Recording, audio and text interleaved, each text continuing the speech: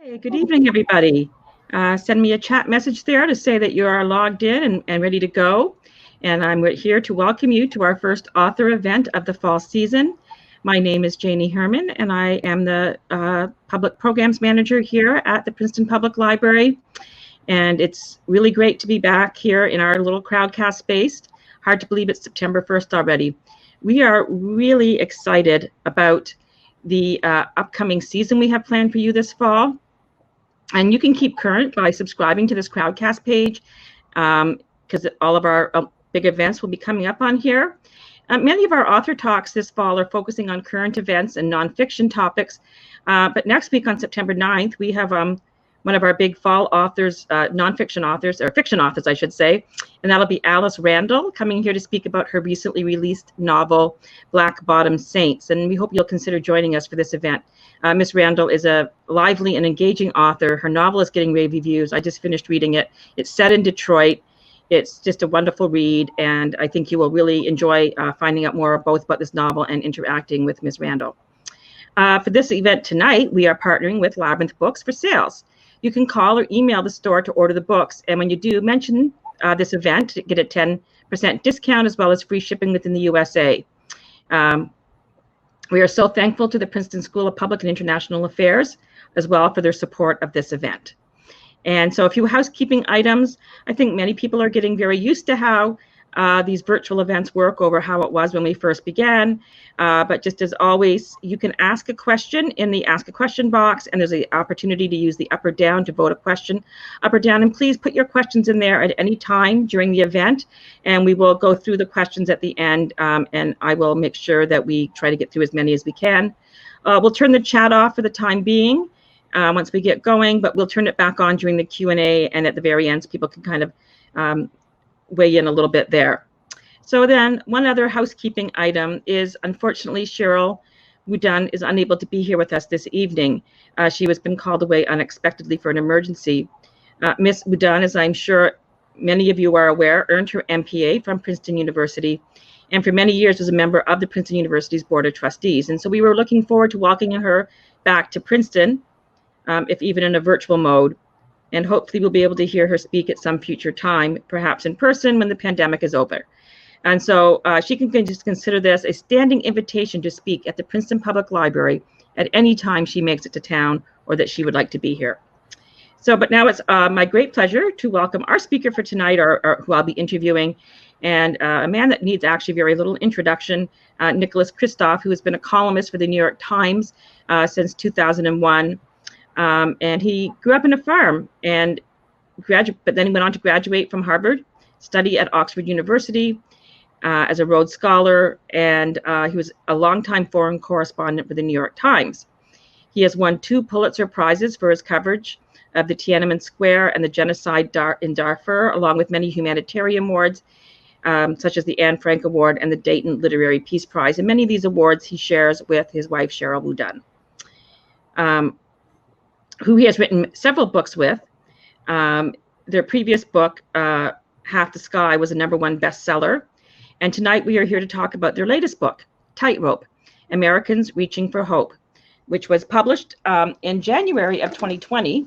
And as we were just, and here it is, I just been going through it again. And I read it back in January and did a quick reread of it to prepare for tonight. So it was released today in the paperback edition. We are so pleased to be the venue for the paperback release of this important book. So we are going to welcome Nick onto the screen and begin our discussion. There we go, nice and smooth. So I'm going to just get started with some general questions. Again, you and Sheryl have written 3 books together now as a couple. Is each a different experience, or does one experience build on the other? Well, first of all, thank you, Janie, and Sheryl sends her regrets. I mean, she loves to be in Princeton physically and virtually as well, but was indeed, as you say, she's off dealing with a family health issue, and so she sends her warmest wishes and her regrets. And so in terms of books, people always ask about how we write books together. And I think there's often kind of a subtext of, how do you write books together and stay married? And maybe you were too polite to say that, Janie, but in a sense, we have 3 kids, and if you can raise 3 kids together and stay married, a book is a piece of cake. Partly, you can put a manuscript down at night and it stays asleep. It doesn't play you off each other.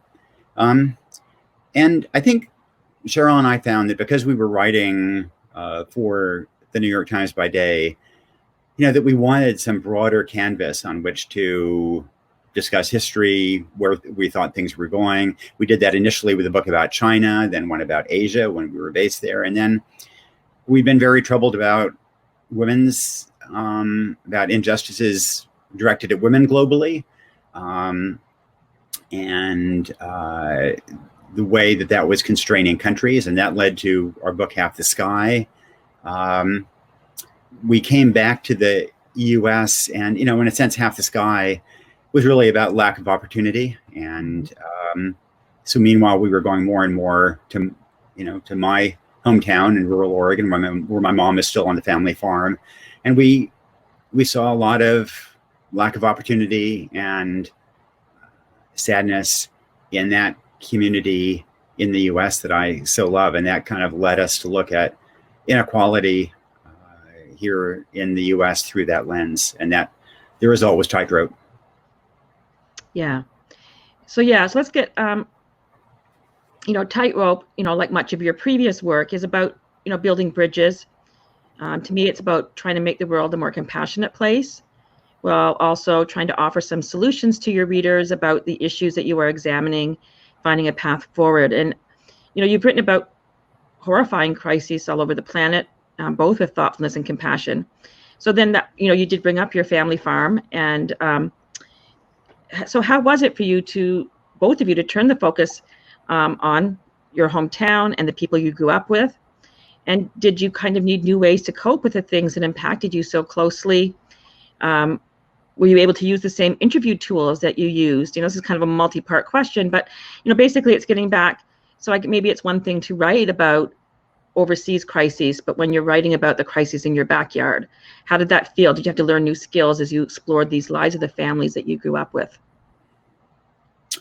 Yeah, it was very different. I mean, I've so many times gone off to a refugee camp or to a place that's been bombed, or a village burned in Darfur. And when I go in that context, I have some professional armor, and I can ask people and get the story and go out, and there's a certain, emotional thickness there that protects me.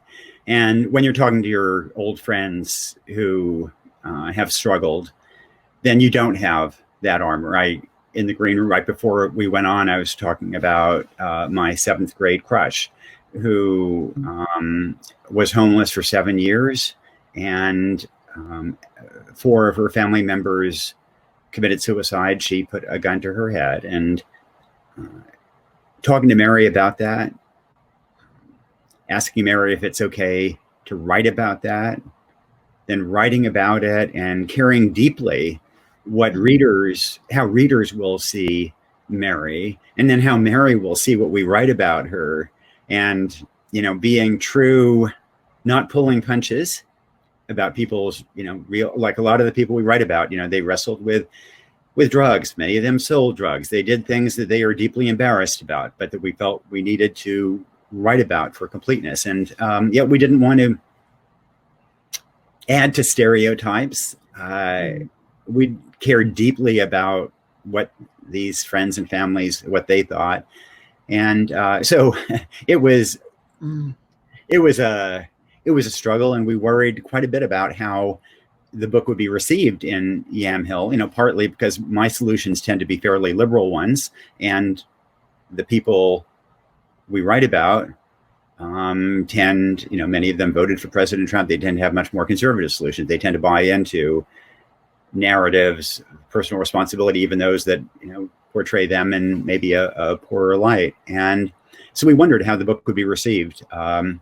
whether it be perceived as airing dirty laundry and so on. But in fact, people, I think, really did welcome it. And I think it was partly because at least they felt they'd been listened to.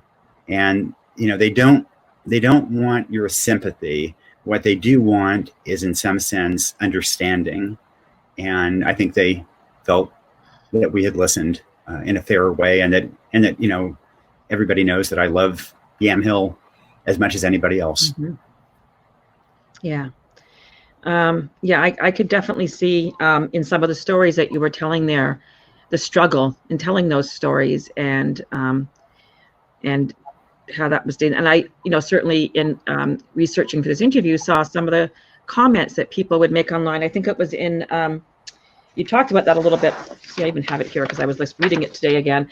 When you wrote about are my friend's death their fault or ours, when you wrote the opinion back in January, and the comments that people made about natural selection and that it was self-inflicted, and it's those types of things that I think are growing stronger every day. The blame shifting, and that was really one reason we wanted to write Tightrope, because it seemed to us that, look, we have the tools to address these problems. We have the resources to address them. What we don't have is the political will. And I think in part that goes back to a narrative. It's a narrative about how it's, everybody can pick themselves up by their bootstraps, that it's all about personal responsibility. It's all about bad choices.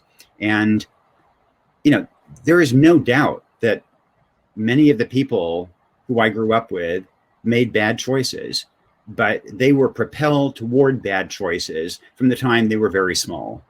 And if they made bad choices, then so did we as a society by not affording them opportunities to get early childhood programs, to get a better education, to get job training, et cetera, et cetera. And, we opened the book talking about my friends, the Naps, the 5 Nap kids who got on the bus right after I did. And they're all gone now. And that was because of drugs and alcohol and, in some degree, choices they made. But they weren't inclined to make worse choices than their parents had made or their grandparents. And this is an area that had done very well for generations. And then suddenly this generation, everything went kaput. And that was really, I think, because of decisions that we as a country have made over the last 50 years. Yeah, that was actually one of my next questions. And I know that probably, again, many on this crowdcast tonight, because I know we have a large Princeton contingency. I can see where the registrations are coming from. Many in our community, we've hosted Angus Deaton and Ann Case, both at the Princeton Public Library and at Labyrinth for talks, and a lot of interest in their book about deaths of despair and their research around deaths of despair. And, you referenced that in your book.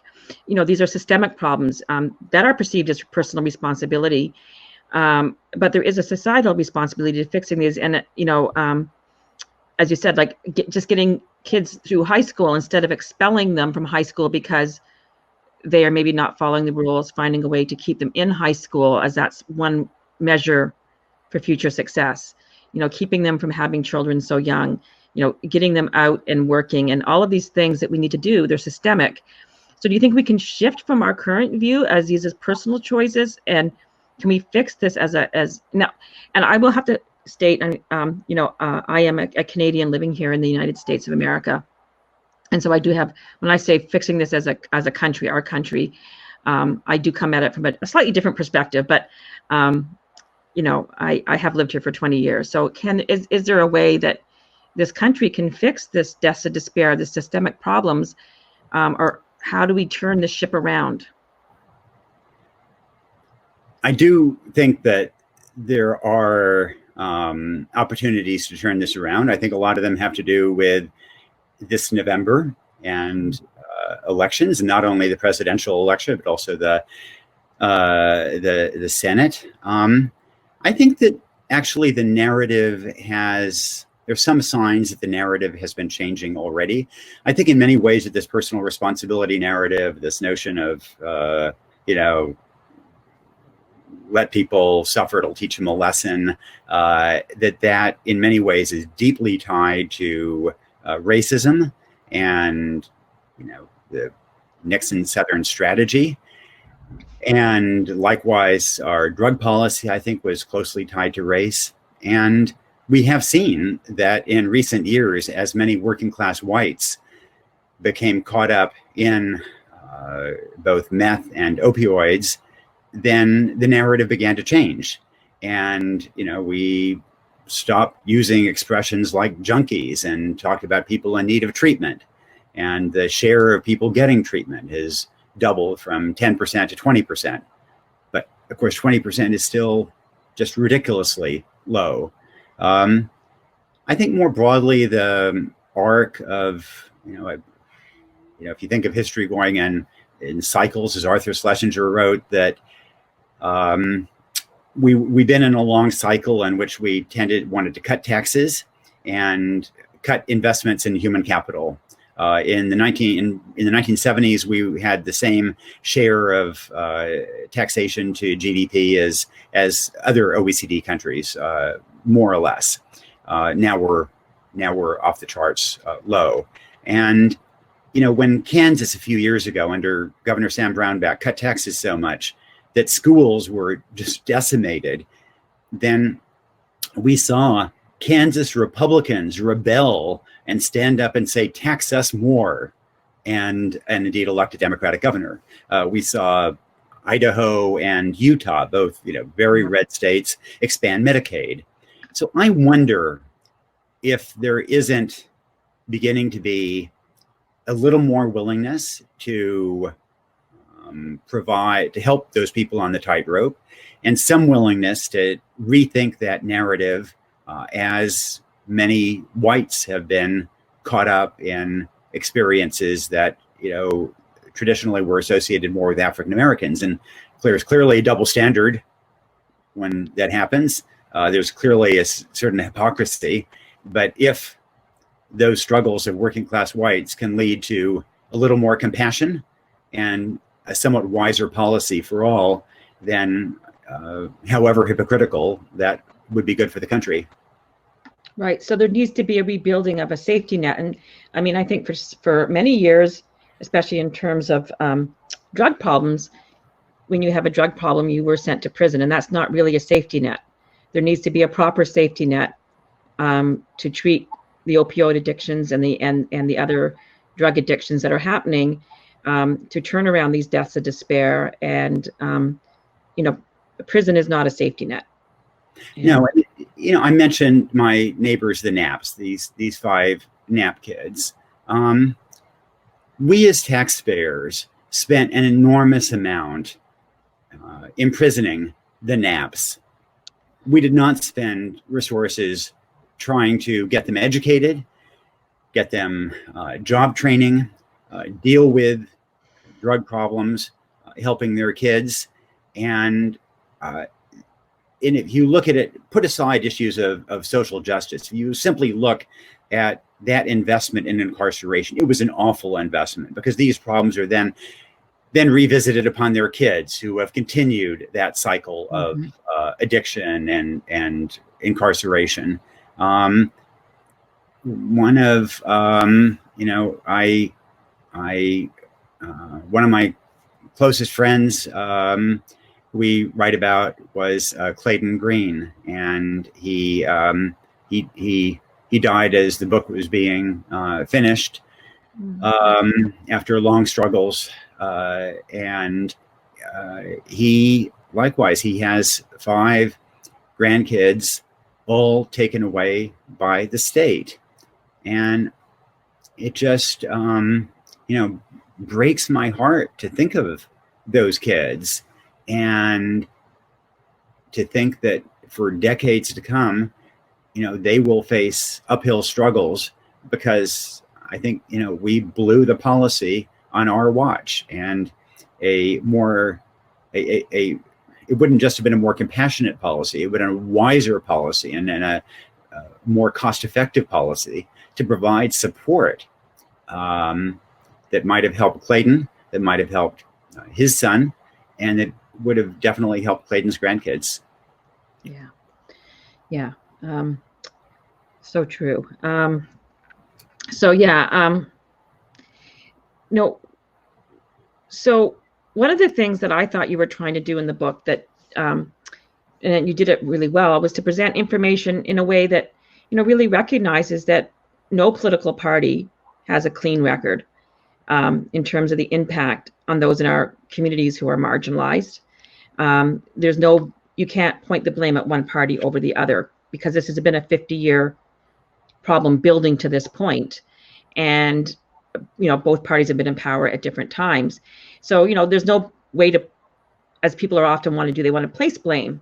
But we can't do that. We can't say it's the fault of that group of people or it's just the way it is.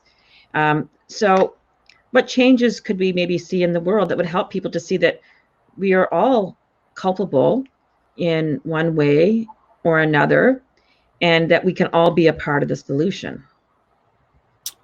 Well, I would love to see the conversation, move towards solutions.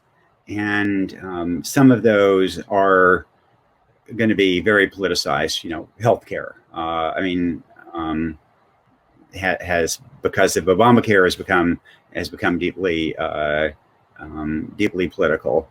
I would have thought that perhaps after a pandemic like this, there might be a little more support for having universal health care, for deciding maybe it's not the best thing to be the only major country in the world that doesn't have universal paid sick leave.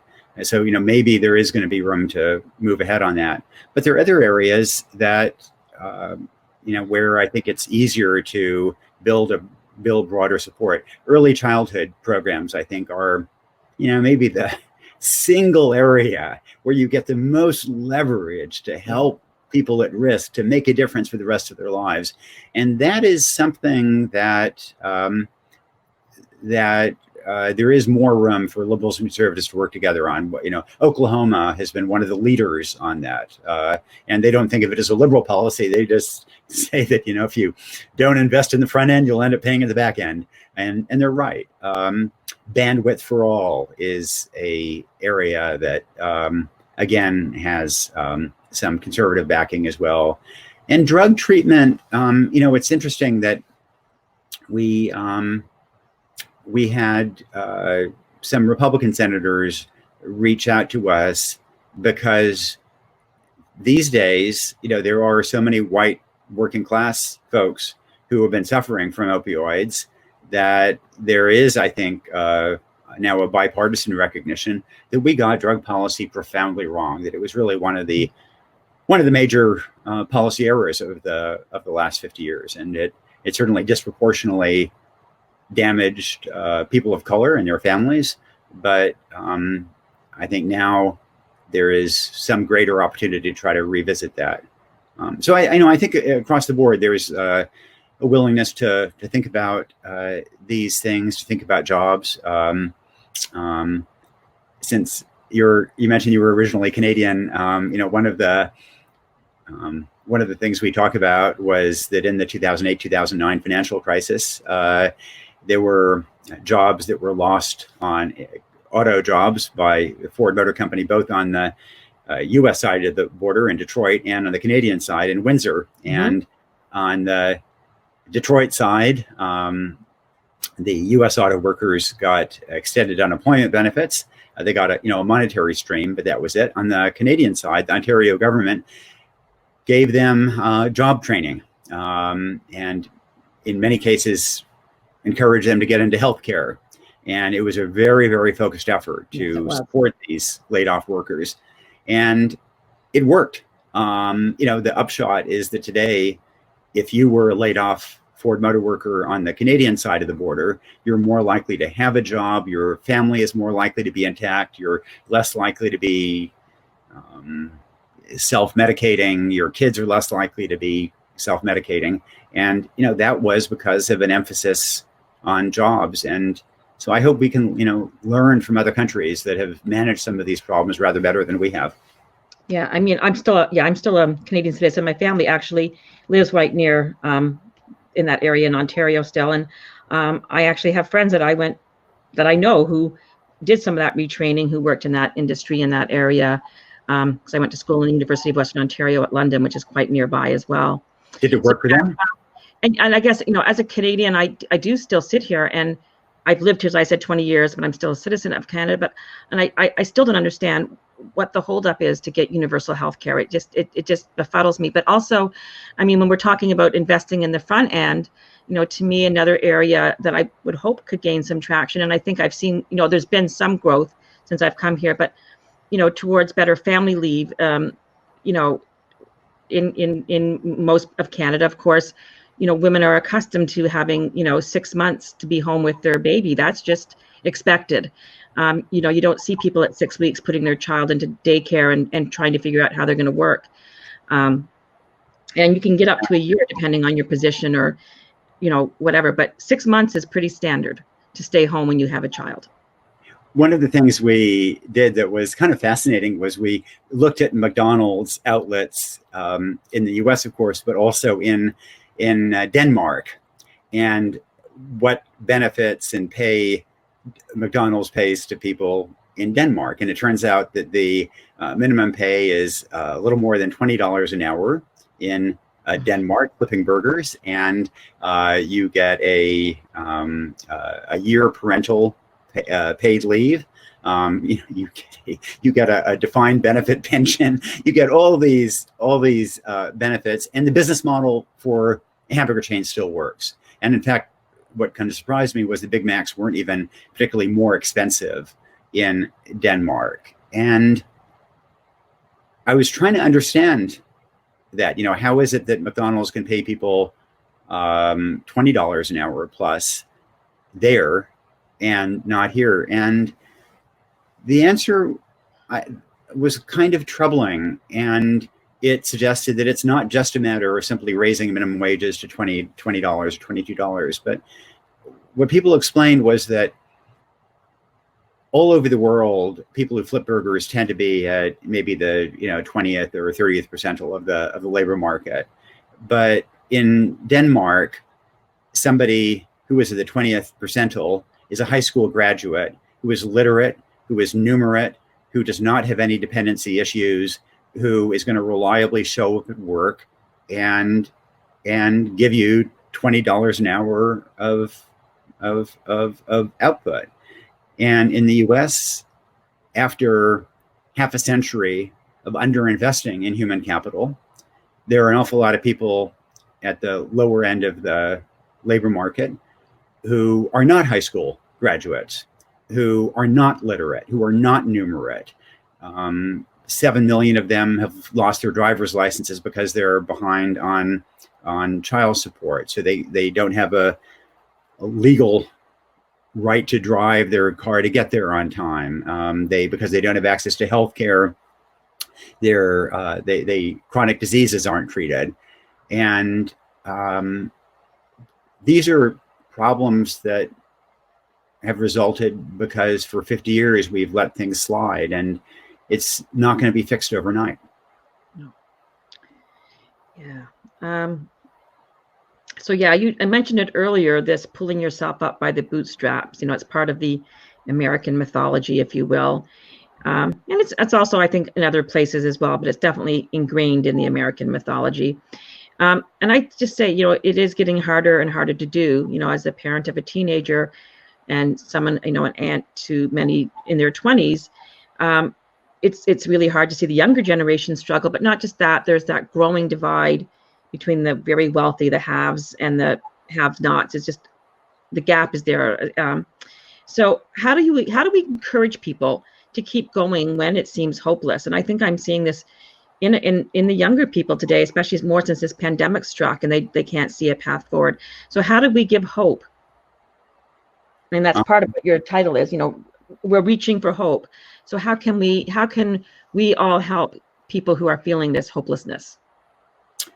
So it can't just be about being cheerleaders. It has to be actually about providing people with better long-term outcomes. And that has to be about investments in education, broadly construed, from the early childhood piece to, through high school and beyond. the idea that even now 1 in 7 American kids doesn't graduate from high school should be a scandal. Now, this country, we invented mass high school attendance. In the 1960s, we were number 1 in the world in high school attendance. Now, depending on how you count, we're between 30 and 60.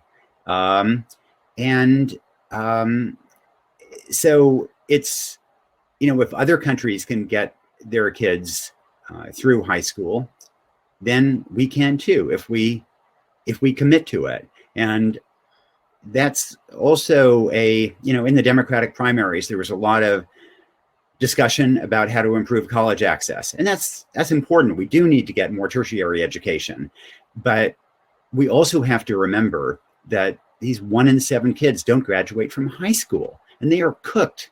In the Bureau of Indian Education schools in this country, the high school graduation rate is 53%. Almost half of Native Americans in those government schools don't graduate from high school. And so it's got to be about improving education, about also providing vocational education, job training. The other countries do a much, much better job of job training, and support beyond that. People in some cases have given up hope based on a pretty measured and objective look at their prospects. And it's not going to help just to go, rah. It's going to actually be about giving them better opportunity. The 1968 federal minimum wage, if it had kept up with inflation and productivity, would now be more than $22 an hour. People would be feeling a lot more hopeful if they were earning not $7.25, which is the current federal minimum wage, but rather $22 an hour. Yes. So fast forward here, but I'm going to encourage people to start. We're going to start the question and answer period in a couple of minutes. So we got a couple of questions in there, but start to get your questions in there as we're going along. So yeah, we've been talking about how these problems have been decades in the making. They haven't just occurred, in the last 3.5 years of this current presidency. And as you said, they're going to take a long time to fix. People are dying, and I'm not sure if there's a way to speed up the remedy. Probably not. And it seems like, we have the greatest trouble fixing issues that we have a hard time talking about: suicide, alcoholism, addiction. So how can we get people to be more comfortable speaking about these things, about our mental health, about depression? How can journalism and business, take a role in this solution? How can we get investment into this solution? And that goes back to, I think there's a quote from you: "A country cannot reach its potential when so many of its citizens are not reaching theirs." And so that's this question about, how can we reach our potential when our citizens aren't able to reach theirs? I think the point you made about how the problems that we as a country do our worst at addressing are those that are hard to talk about. And I've seen that throughout my reporting career. I spent a lot of time reporting on AIDS, and it was so much of a harder problem to get good policy on because it involved sex and needles. If you look at other issues, mental health, it's just a tragedy the way we mishandle mental health in this country. And again, it's because of this sense of stigma and shame that hangs over it. Domestic violence is something we're particularly bad at developing policy for. And then, narcotics as well. And the only thing I can say is that I think these taboos, bit by bit, that there can be progress against them. I mentioned AIDS. It's, extraordinary to see the progress that has been made against that. And it was actually led by George W. Bush, a Republican president who I agree with on nothing, but who developed the PEPFAR program that really revolutionized the world's response to AIDS. So I hope that we can begin to tackle these problems more energetically. What struck me in reporting Tightrope was, I spent a lot of time reporting in Iraq and Afghanistan, and I did that because they were important stories that needed to be covered. But every 2 weeks right now in the US, we lose more Americans from drugs, alcohol, and suicide than we did in 19 years of war in Iraq and Afghanistan, every 2 weeks. And those casualties of this war at home have not been adequately covered. Right. And I do think that we in journalism can do a much better job of trying to highlight those losses, to put a human face on them, and to highlight the fact that we do have toolboxes, policy toolboxes, that will make a real difference in mitigating those problems. Yeah, exactly. We need to find those toolboxes. So this is going to be my last question, and then we're going to open it up to the floor to see what else people want to talk about. And again, so I said this book came out in January 2020, the hardcover version. You were just on tour when the pandemic hit. And so that seems like a lifetime ago. January until September, so much has changed, starting with the pandemic, and then the social unrest and the call for changes after the death of George Floyd. Many now refer to anything before March as the before times, and it feels like we're living in a new world. Do you think that, for all that's occurred since March, can we still dig deep and find that hope? And I'm thinking in particular of like the events of this past weekend, which just left me in despair. What happened in Portland with, the armed militias riding into the city to, fuel the flames of the Portland protests. What's happening now in Kenosha. The divisiveness is just growing. And, is the American era of American exceptionalism over, or did it ever really exist? And how do we bounce back from the rage that's in this country right now? So if you look at a lot of the data over time, really, the US was in many ways fairly similar to other OECD countries until about the 1970s. In the sense, that's when American exceptionalism, in some sense, began. In other words, if you look at our health metrics or longevity, we were pretty much on par with other European countries or Canada until then. Since then, other countries have improved much more quickly than we have. So today, a child in the US is 55% more likely to die by age 19 than a child in our peer countries. I mentioned education metrics that, we used to be better than other countries in education metrics. Now we lag in many of them, and so on and so on. But I really do think that we have a chance at addressing some of these fundamental 50-year policy failures, some of these inequities, and that perhaps COVID will clarify the challenges. So, one of the issues that we write about in Tightrope is about health inequality, and the fact that kids in particular don't get health care. And it's not just medical care, dental care. I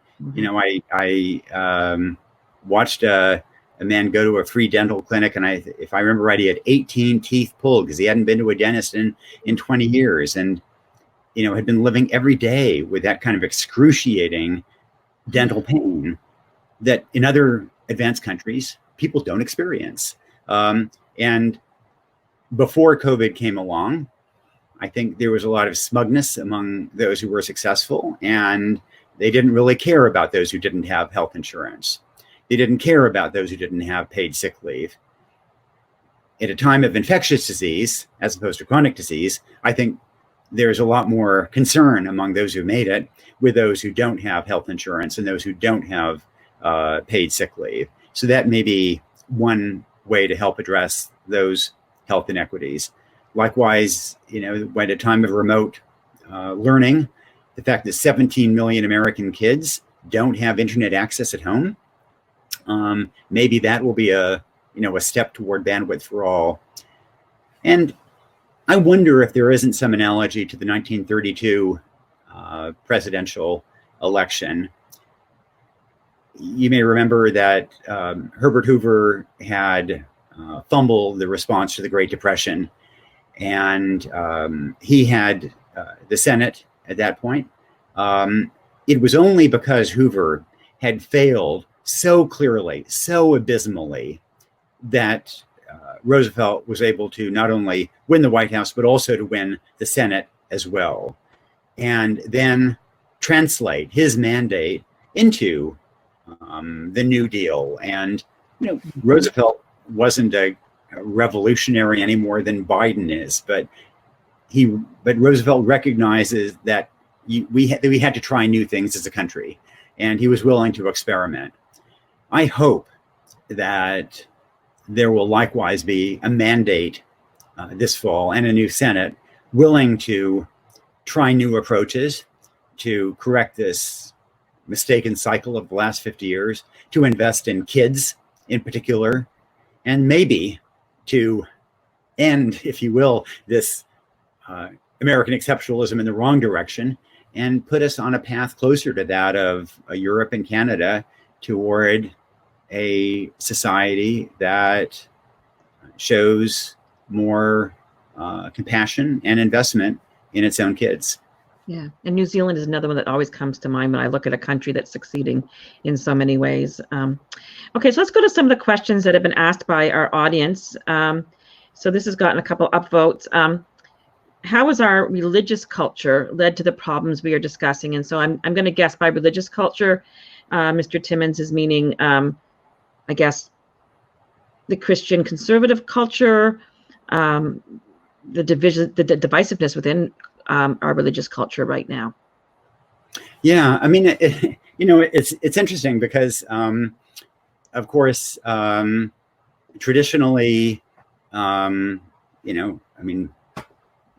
Martin Luther King Jr. was an evangelical Christian, although we don't tend to think of him with that label, but in effect he was, and obviously Jimmy Carter was too, and that animated their more liberal ideas, and likewise if you think about conservative Christian ideology, abortion is one of the most important litmus tests of that, and yet, in 1970, the Southern Baptists that wasn't a big issue for them. And so there's been this really astonishingly rapid change in the religious right in this country as a political force. In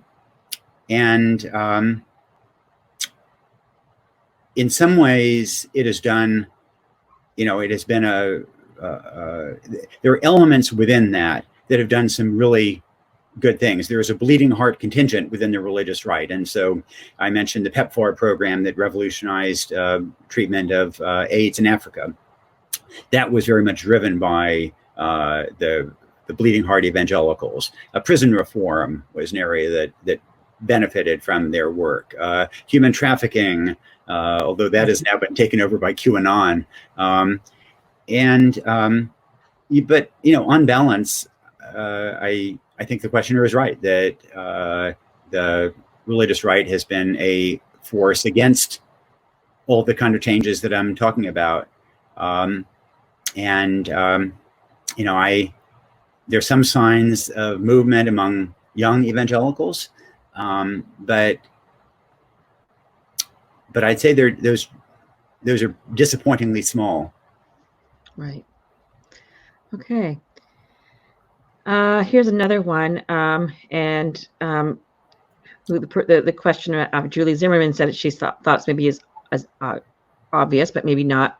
How do you think the population discussed in this book will vote, if at all, this November, and how their votes might compare to 2016? And are there any thoughts on how to effectively target this population? So I guess, looking at this upcoming election, how does your book play into that? Yeah.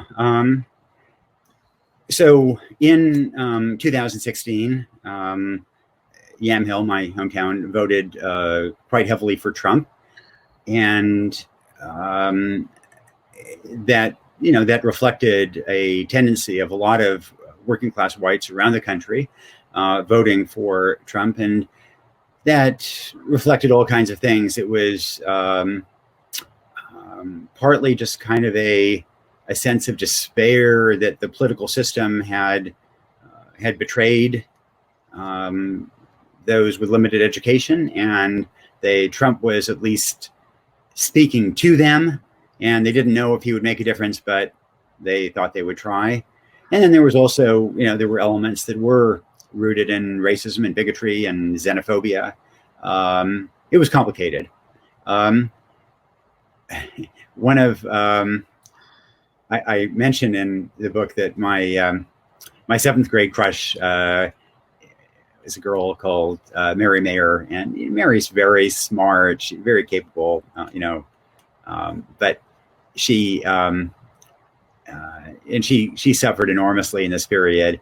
And then I asked her, and whether she ever thought there was a political answer to her problems, and she said, well, traditionally she hadn't, but then in 2016 she thought, well, maybe politics can help these problems, and so she voted for the first time ever in her life for Donald Trump.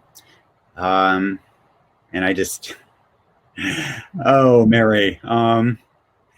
But I talked to her recently about that, and she's not sure that she's going to vote for Trump again. And what troubles her is, in particular, his attacks on the post office. She kind of depends on the post office, and she thinks that he's gonna, he may undermine postal delivery, which would be really serious for her. I think that likewise, there are some doubts about his pandemic handling. It's sort of astonishing that after 180,000 deaths, there are only some doubts, but realistically, that's what it is. And then the economy. I'd say that the impeachment issue and Ukraine just had no traction in this community.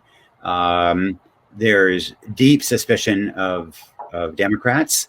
I think that the Trump law and order stuff has probably played reasonably well in these communities. But the fact that the economy is still a mess and people don't have jobs, now they aren't getting their stimulus payments, that I think weighs pretty heavily on them. And so, on balance, my guess is that most of my old friends in Yamhill who voted for Trump last time will still vote for him, but that there will be fewer, and that he will get a smaller margin than he did 4 years ago. And that is driven in particular by the economic damage. Yeah, I guess that's one thing.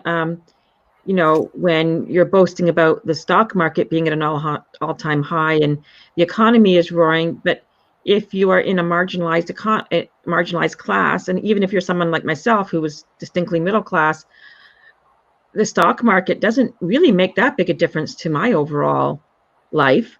A little bit. I have some investments, I have retirement, but whether the stock market is people don't. It's not going to. So I don't understand why people go, "Yay, the stock market's up," if that's not really something that's even a part of their world. Right, and certainly for the, working class folks, white or black, that's not going to register. I guess you also asked, how Democrats should compete for those votes. And I think, Bobby Kennedy was very, very effective at reaching out to that community until he was murdered in 1968. And I've wondered often how he was so effective at doing it when he was this, patrician New Englander. And I think it had a lot to do with a sense of respect and listening. And people are often looking for clues about faith. Biden is somebody who can, who was raised in a faith community, can send those signals. And while we tend to think of the white working class as often kind of irredeemably conservative, actually on the issues, the black working class and the white working class aren't so dramatically different. I mean, they both tend to be economically liberal, but socially conservative. And so on issues of same-sex marriage, they've both black and white working classes tend to be more conservative on, but if the issue is healthcare, higher minimum wage, they tend to be more supportive. And the black working class obviously votes overwhelmingly Democratic because issues of racial justice trump those of social conservatism. The white working class has done the opposite because issues of abortion, guns have trumped the economic ones. I hope that the issues that worked well for Democrats in 2018 in the midterms were healthcare, were the economic issues. I hope that the Democrats will very aggressively do a lot of listening and will make those economic arguments about the minimum wage, about healthcare, and areas like that, about bandwidth for all. And I think it is possible to pry some of those votes out of the Trump camp. That'd be great. This is a question that's getting some comments and upvotes here. It's an interesting one. So the CEOs of health insurance companies and, for instance, the pharmaceutical industry earn, I didn't know this, $20 million and up annually, quite a comparison to the $8 an hour worker. So how do we overcome their ability to create and pay for propaganda campaigns that oppose universal health care by creating this fear of socialism in order to protect their own economic status? And one of the comments that was asked by Fran Perlman, and then a comment was, it's a great question. And this does go to the inherent undemocratic nature of capitalism's unequal distribution of wealth and consequently power. So we have this, yeah.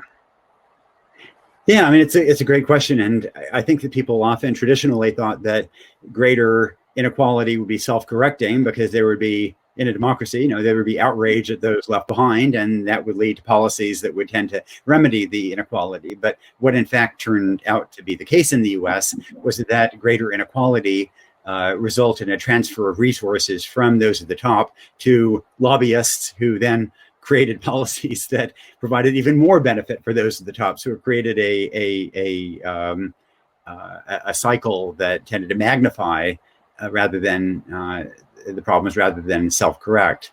I don't think that this is inevitable because you don't see this in other modern democracies. I think this has to do in part with the role of money in American politics, and in healthcare, the fact that there are 4 healthcare lobbyists for every member of Congress. I think it has something to do with that.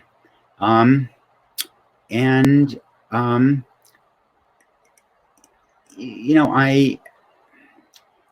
think that a lot of politicians have been able to distract some of these working class voters with issues of, what used to be called, guns, God, and gays, and those kind of red meat social conservative issues.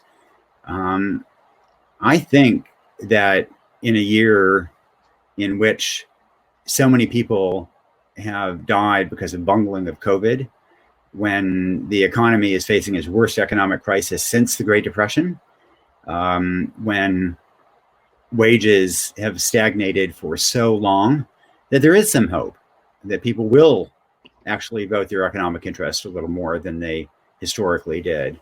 And so I'm, this isn't intrinsic to capitalism. From 1945 through the 1970s, we had a capitalist system that was very good at producing robust economic growth, but also very good at dividing the pie, at being inclusive. And so you had rapid economic growth, but also declining equality, more investments in both physical infrastructure, like the interstate highway system, and in human infrastructure, like community colleges, like public libraries.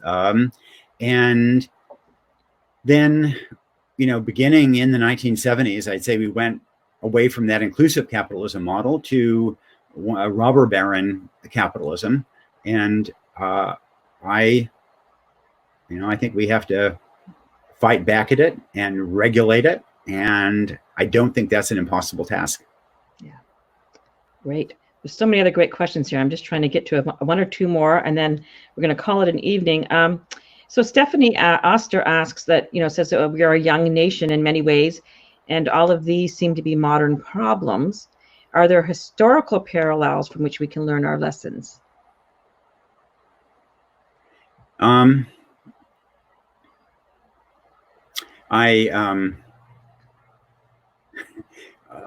really tempted to, I think there's some good late Roman Republic parallels and early Roman Empire parallels, really about the importance of institutions and standing up to rulers who undermine norms and institutions.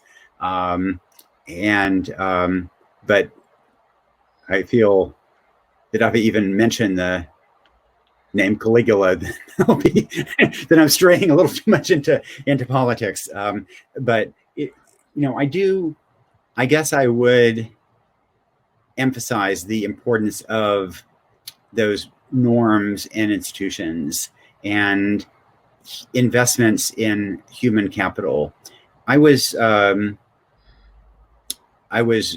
quite struck by the work of a couple of Harvard economists, Larry Katz and Claudia Golden, and they argue that really what made the United States the leading world economy was the fact that we provided reasonably universal education.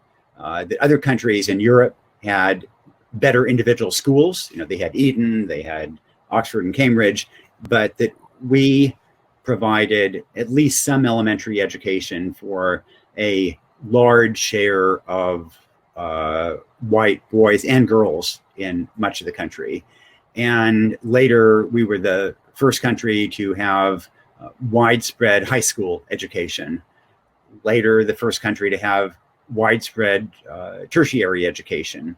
And that this created a basis for economic development and American global primacy, that it's less about the elites and what is at the top.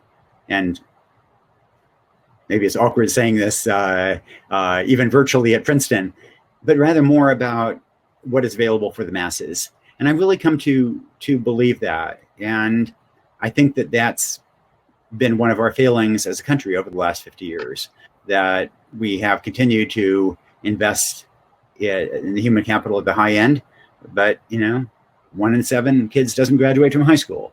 There are an awful lot of kids who are functionally illiterate, and they pay for that loss of investment, and we as a society and we as an economy pay when we don't invest in their capacity. Okay. And this will be our last question. And I just think it's kind of maybe a nice way to end after this. We have a Moshi here who asked, is there a list of some nonprofit organizations that you can recommend to be involved with or contribute to, that for the people listening, are there some nonprofits that you think are really ones that we should be looking at right now? Yeah. And in the back of Tightrope, we list some just great organizations working in these areas, and I commend that broader list to you. But let me toss out a few. In healthcare, I was really struck by a aid group called Remote Area Medical that was actually originally started providing healthcare for developing countries, and they went to South America, they went to Central Africa, and then they realized that right near their head office in Tennessee, there were desperate health needs. They began to have health fairs there. And so now they hold health fairs around the country with volunteers. It's a quite cost-effective way of bringing health care to folks who were completely left out of the system.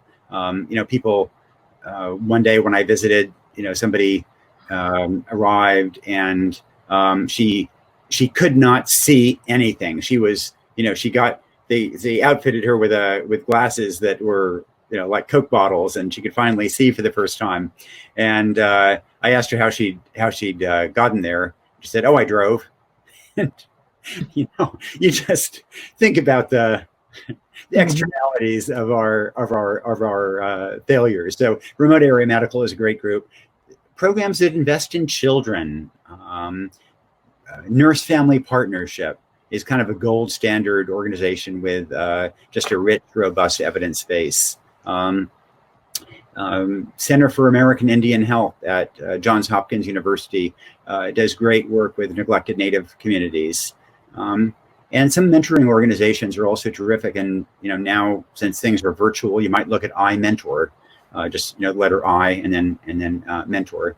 And I think you'll find a lot more, you know, ideas and suggestions throughout Tightrope. Great.